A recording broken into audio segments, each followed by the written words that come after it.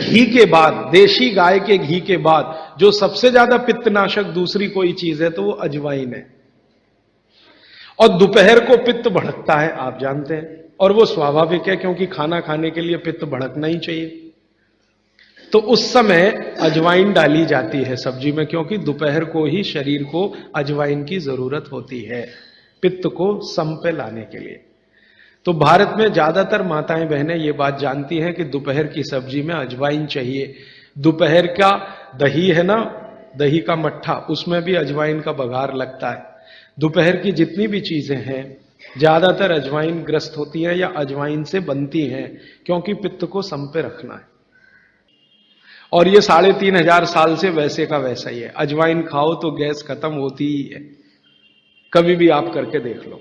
आप में से किसी को भी बहुत गैस बनती हो, पेट में एसिडिटी की तकलीफ हो, आज से शुरू कर दो। आप खाना खाया तो उसमें ध्यान रखो अजवाइन ज्यादा रहे, दाल में, सब्जी में, वगैरह वगैरह। और अगर नहीं कर पा रहे हैं तो खाना खत्म करते ही थोड़ी अजवाइन खा लो। अजवाइन ज्यादा तकलीफ ना कर दे, उसका बैलेंस है काले नमक के साथ।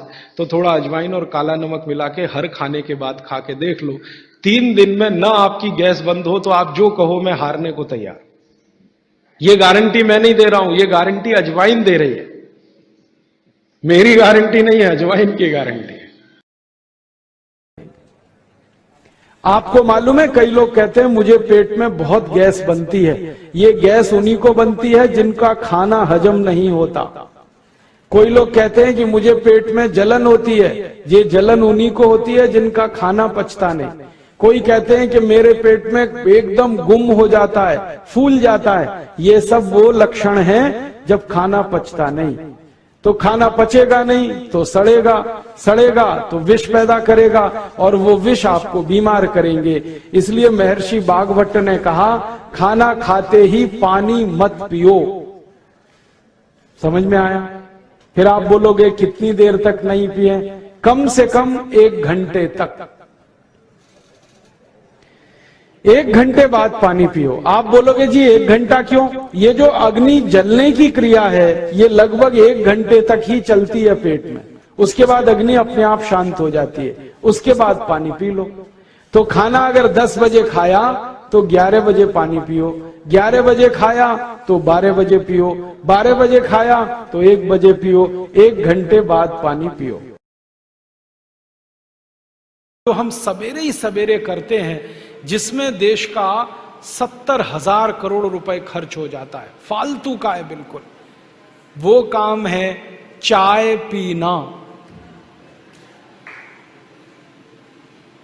सवेरे ही उठ के चाय सुड़कने लगते। और कई तो ऐसे महान लोग हैं बिना टट्टी जाए चाय पीने लगते।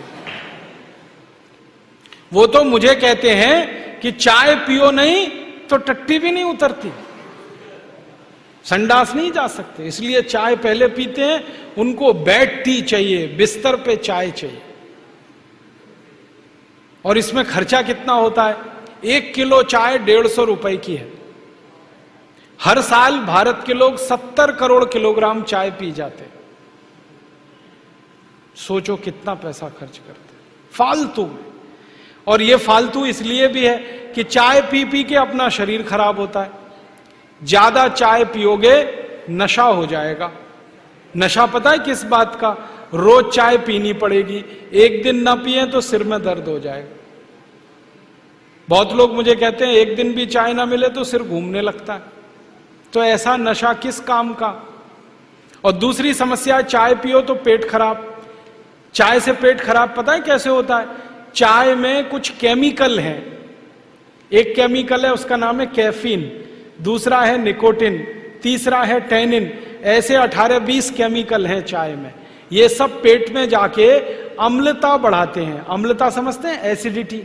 पेट में वैसे ही गैस एसिड बनता है, अम्ल बनता है। चाय पियो तो और ज्यादा बनता है। और पेट में जब अम्ल ज्यादा बनने लगता है तो वो खून में चला जाता है। खून की अम्लता जब बढ़ती है तो 80 रोग आते हैं शरीर में।